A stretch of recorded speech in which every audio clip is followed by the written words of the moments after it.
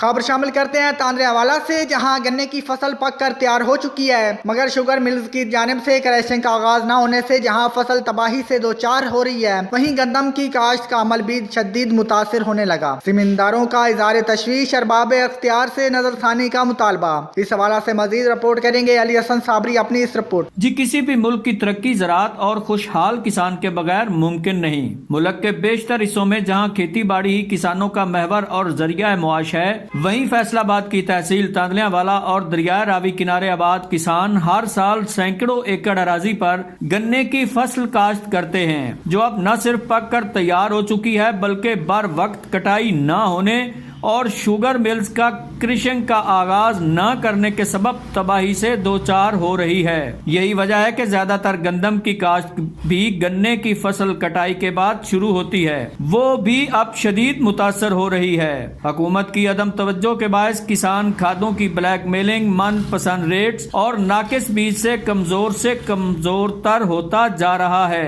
हुकूमत अगर ज़राअत के शोबे पर संजीदा तवज्जो दे तो न सिर्फ किसान खुशहाल होगा बल्कि मुल्क भी तरक्की की राह पर गामजन होगा। जी।